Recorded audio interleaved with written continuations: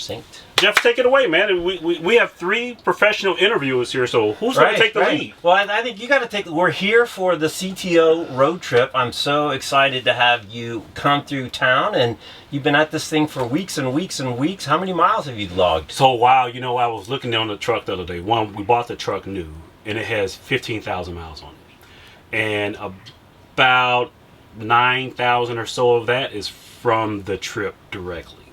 So I expected the trip to take a total of 9,000 miles, and we're not even done. We have another 20 days probably. And how many days are you in? We're 73, 74 days in. So, wow, man. Still smiling? The place still looks nice? You know what? Melissa's still smiling up front, so it seems like it's working pretty well. We only killed each other twice. So it's actually been a really great trip. For those of you who don't know, we're 70 plus days in a 90-day trip around the country where we're doing basically a lot of this, talking to content creators, analysts, IT execs, customers, and just regular people. And now we're in Pescadero, technically, close to Santa Cruz, just right outside of Silicon Valley. And we have with us Jeff Frick. Jeff, what do you do these days? So I have a new company, Menlo Creek, started at basically the beginning of this year, 2021, and surprise, surprise, doing executive interview coaching, as you might not be surprised. So really working with a lot of young executives, a lot of young CEOs who just need still some practice in their online presence, and between Zoom and also just being a leader and as an executive, your job is not to push keys anymore, but to get people inspired to join your journey. So it's been going pretty well. I'm pretty excited. We're getting through 2021, but so far so good. You said interview coaching, and I was getting self-conscious, but then I said young. Yeah. Well, I mean, Vittorio, I met at that McAfee event, or not the McAfee event, when you were at McAfee, but at Xerox Park, which is such an iconic place, and I was so excited to meet you. But I wanted to bring you into this conversation because you're a big RV guy, and I think before worked from home and lockdowns, but now you've really taken advantage, and I follow you on all your social, and you got that thing all over these beautiful locations. So I thought these are the 2 communicators in the world of RV and tech. We got to get them together. Yeah, I haven't done a trip like this, but it was a no-brainer last year when the pandemic hit. I said before, I'm not into big cars and stuff, but I have 2 RVs. I have a big one for the family trips, and I have a kind of a more of a van one that I use with weekends with my wife. And when the pandemic hit, it's a no-brainer. It's just like install a 5G repeater on top and just hit the road and work from beautiful places, and made it more bearable, Yeah, and this is one of the only places where the 5G or 4G repeater, or if you can see in the background, we have you can't see it, we have a Mevo antenna mounted, and I've been pretty good 70 days in. This is the one area where it's been super stubborn. I have to actually go out and get a Verizon hotspot to get any kind of signal, and that's one of the things we can talk to at first as we talk about content creation and getting messaging out. And the saying goes, the best camera is the one that you have in your pocket. Like, so like when we get people advise us all that, what's the best camera? Well, it's the one that you have to get started. Like, what's the bare minimum as we start to collaborate at home with people and work from home or work from anywhere becomes like the thing? What should executives and people who should be conscious about their presence, what should they be most concerned about? Should it be the camera? Should it be lighting? Should it be audio? Should it be all of the above? Should it be connectivity? Like, what's the key to remote work? I have such a great story about that, because you see somebody who's ripped, right? And the first question that people ask, hey, what exercise machine do you have? Let me tell you, it's not the machine. It's how much you exercise. You don't need the machine. And the same, I think, is true with content. If you have an iPhone 10, and this stuff, the quality on this thing, and you just put a little microphone just to make sure you don't get. And to me, it's about having a message to tell, and having the willingness to tell that message. And the authenticity, right? I mean, I think one of the big differences today, right, is that by the time most people read your content, they've already investigated you. They've already investigated your product. They've had lots of information that they could peruse. So what are you bringing to the table when they want to come to your content? What are you adding? Is it experience? Is it enthusiasm? Is it some insight tip of knowledge? Is it a way to apply this to some interesting problem? So, I think authenticity is the most important thing. Be who you are. Be your best you. So this isn't a question about equipment. This is a question about you just making the best of what you have equipment wise, but more importantly, telling an authentic story. I have an anecdote around this. We did a huge production. It had to be about 20-25 people on set. They came to my house. We went on Lakeshore Drive. The crew followed me on Lakeshore Drive. We had a police escort. It was like one of the biggest productions I've ever been a part of for a segment for one of my big customers. And when it was viewed by my audience, it would like keep the production value obviously off the chain, but man, you sound like a Robotron. And it wasn't like it wasn't you. It wasn't you. It wasn't you. It was me saying the same thing over and over and over again until the production company got what they wanted, but my audience didn't receive it as they received my regular content. Right, because they know Keith. Yeah, I mean, I think especially technical audiences, but probably everybody, but especially technical audiences, which I'm more familiar with, they smell overproduced stuff from a mile away and they disconnect. So I think you have to have a decent quality so that people don't squint their eyes and they have a hard time hearing you. But after that, it's all about what you're willing to say. You have something interesting to say. Right.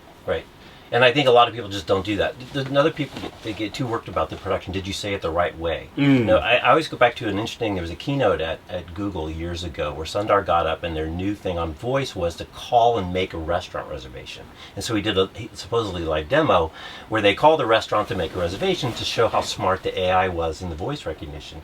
And they purposefully built in ums and ahs and hiccups because that's how people speak. So don't get overly worked up about if you hum and you ha, or maybe we all look someplace when we think, right? All of us have a spot that we look to. Don't worry about that stuff. What is the message? What are you trying to say? And demonstrate that you give a shit. Because if you don't give a shit, why should I give a shit? And I think that's the other thing. I bet your lines were probably written like press releases, and people give you press releases, and I read it out, like read this out loud and tell me, does anyone speak this way? Nobody speaks this way. It was really funny because you know how technology companies are about the name of their products. It is the XYZ model Gen 1878 48B, and when I'm with a customer, I don't say the XYG Zen Model 8 48B. I say the 48B is a really great thing, and there's this like, oh, you have to use our official naming. None of my videos I do any of that. So when this product and this solution came out, everyone was like, it just did not feel natural. And I think that's one of the things that there's always this debate. I talked to a product marketer just the other day, and she said, oh, I stopped the recording of this one production like 15 times as I was getting the executive to say the right things. And she later on realized later in her career, fast forward 2 years, it's not about saying the right things, but being authentic in the way that you communicate and that you're coming off naturally. Because when you meet a customer in person, they're going to say, oh, that's not the persona I saw on the video. Who is this person I'm talking to? Right.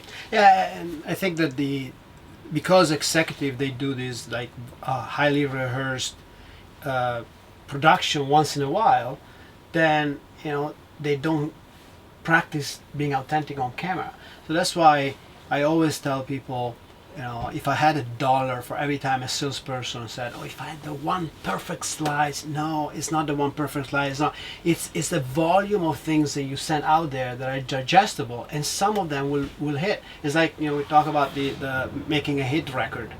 John Lennon and McCartney didn't sit down and say, okay, we're going to write that one song that's not a hit. Right. They wrote 500 songs. Right. Now, they were outstanding, so they had a lot of hits. But it's about that. I think these days, executives need but anybody that has something to say, you just put a camera in front of you, record yourself and put it out there, and get into that rhythm, and then eventually will develop your voice, and people will start to latch on to that. That's the person that I'm going to buy from. I'm going to trust. Trust and authenticity. What I always tell Keith is that they pay Hollywood actors and actresses tens of millions of dollars to be able to read a script and make it sound like they're talking. It's really, really, really hard, and that's why they pay them that much. But it's really easy as a knowledgeable person, enthusiastic about a topic, to tell someone about it. So be that person. Don't try to be an actor and actress, because it's so hard. Was it Steve Jobs that said, if you can't present naturally without a deck of slides, then you don't know your product, or something to that effect? I don't like slides. I don't like presenting from slides. If I need slides to convey the idea, then in my opinion you're not using the slides correctly. The slides for me should just be something to keep pace in the conversation. Like, I need to spend 5 minutes per slide. I'm on slide 4. I'm running behind. Let me speed it up. People can sense when you're not passionate about the thing. Right. Well, either one, not passionate, or two, not knowledgeable about the thing that you're talking about. They sniff that out pretty quick. I have a slight different take on slides in the Zoom world. Okay. Because I think that people can wing it when they're knowledgeable and they're enthusiastic. Otherwise, most people are not very good presenter. And so sometimes having a good set of slides that get people engaged, that you don't sit on the slide, to your point, for 10 minutes. I think that it helps. Sometimes I see these people that say, I'm not going to kill you with slides. Great. Fantastic. They're not great presenters, and they put the one freaking slides with font 8. And I'm trying to decipher what's on the screen, and I'm not listening to them anymore. I'm done with listening to them because I'm trying to read the slide. So I think the slides, to your point, if you're a great presenter, you can, like you watch a comedian, they don't need slides, but they're awesome. I think comedians are the best. I mean, I watch a lot of comedians because I just love to see how they hold the audience on their palm, and they craft their stories and they get judged every 30 seconds, right? And when you're presenting, you get judged all the time, right? So, but they can do it without slides. But if you are not a great presenter, I say, put together a few slides that help you stay on track. I absolutely agree with that approach.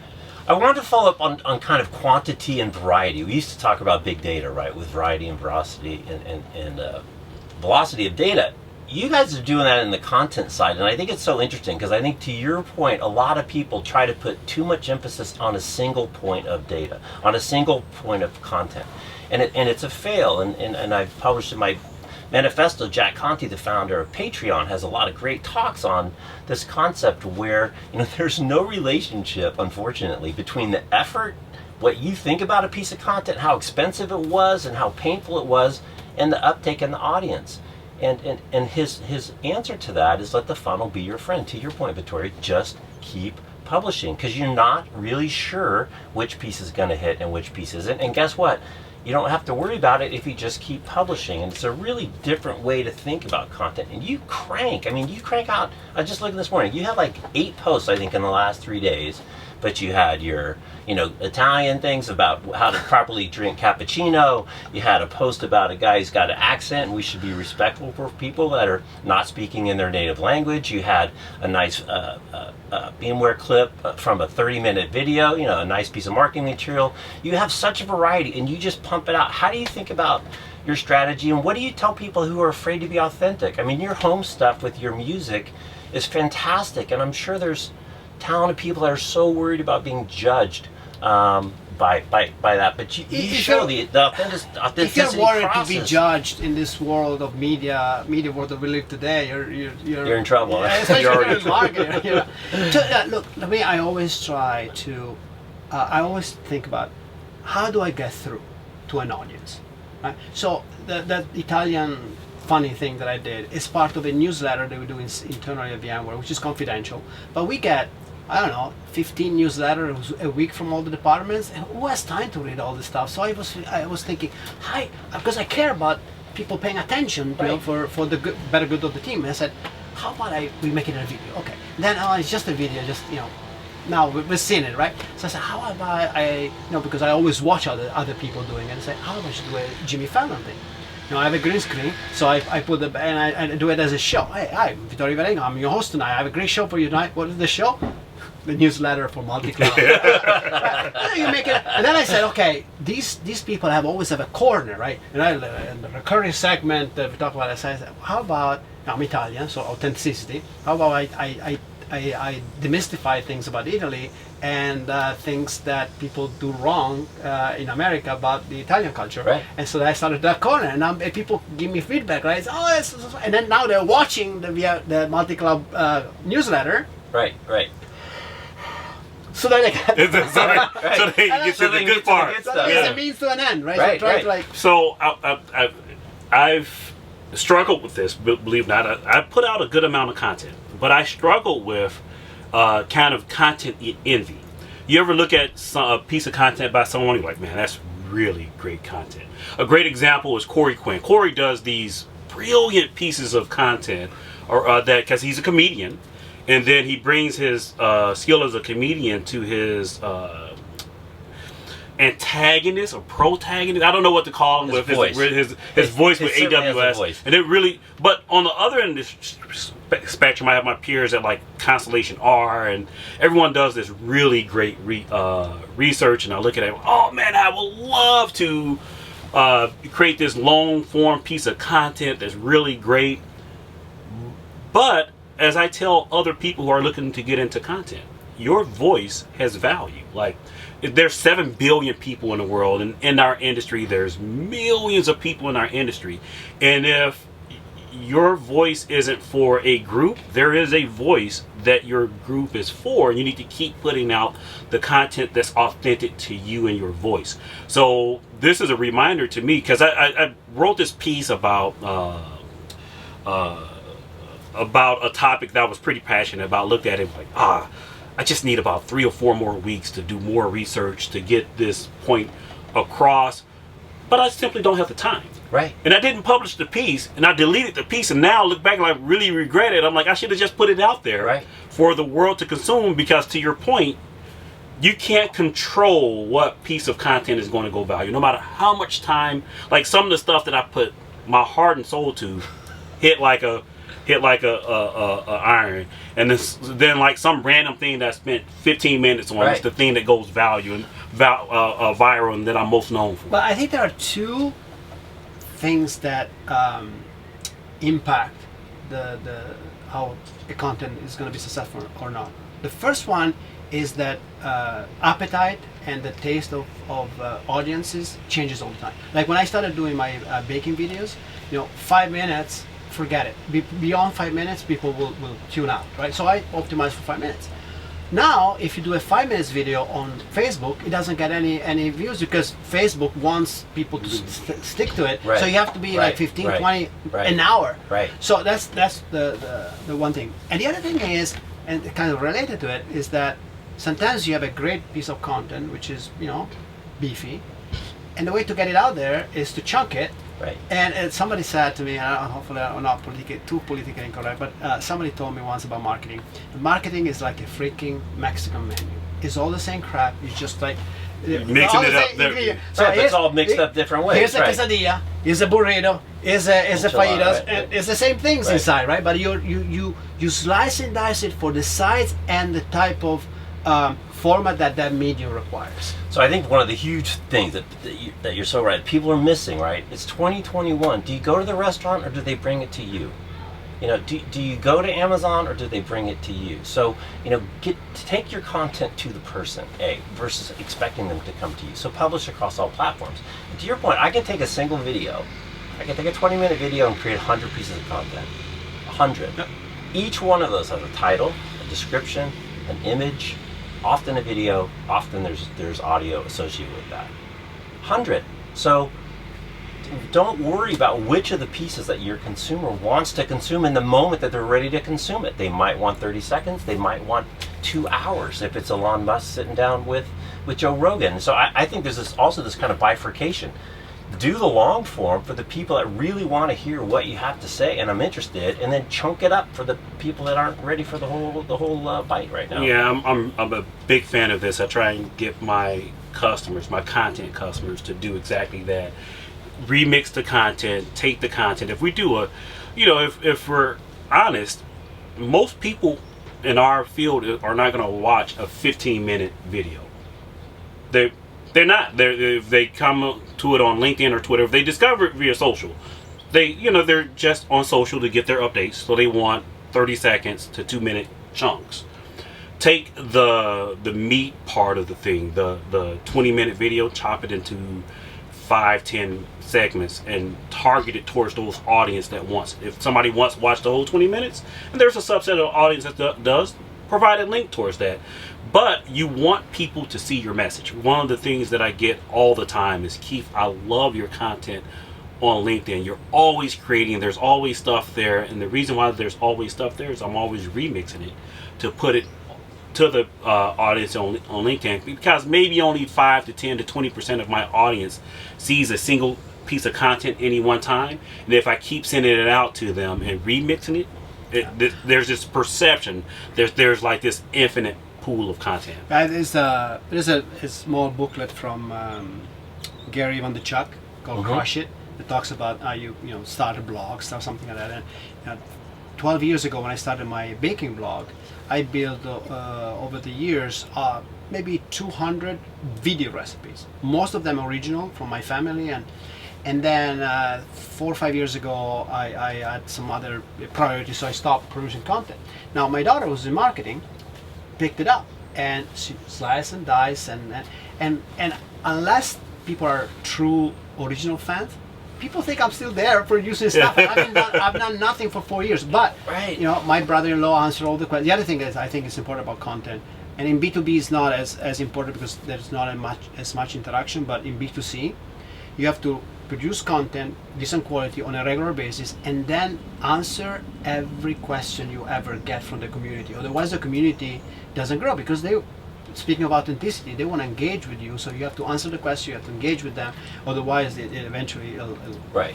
You need to engage with the community, but the piece I want to follow up on is those recipes have there's no measure of time to the relevance of those recipes if I need to cook something tonight and if I go out and find it. So here's the other thing I think is so important, is most of the content we consume today is asynchronous, and I keep pounding my thumb, but I can't get this enough. So the moment that you create a piece of right now, right, it's Monday morning. No one's going to see this Monday morning, and it doesn't really matter unless we're talking about lunch in an hour or so.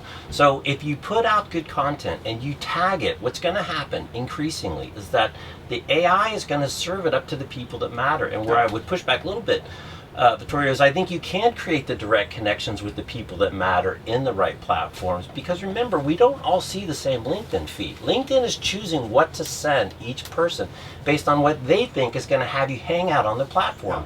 So if I can establish that we have a relationship, and if I have enough hashtags that kind of match up with your hashtags, the chances of LinkedIn putting my post on your feed are pretty good. And you really see it at holidays and stuff, because it might be a 2, 3, 4, 5, 6 day lag, and they say something that's temporal because it's maybe Labor Day or the 4th of July, and you see. So feed the AI, do all your proper tagging, and it's going to get to the people that need to see it. All right, guys, let's wrap up here. We've talked this. I've learned a lot. I'm inspired to go out and create content. If you're inspired to go out and create content, and you're an executive and you need help, Jeff, how can people get a hold of you? MenloCreek.com, LinkedIn, Twitter, shouldn't be hard to find, but MenloCreek.com, I have a form. And Vittorio, if people want to just learn out, whether it's baking or multi-cloud, what platforms can they find you on? I think LinkedIn is probably the best right now. Look for Vittorio Viarengo, and you'll find me there. All right, if you want to find out more about the CTO Advisor, you can follow us on the web, thectoadvisor.com/road-trip to follow the road trip. Which reminds me, I have to get the updates out about the road trip on the webpage. We do a great job of getting them out on Twitter, which is at CTO Advisor on Twitter. DMs are open if you're curious about what we do, how we do it, and why we do it. Talk to you next CTO Dose from the road. Adios.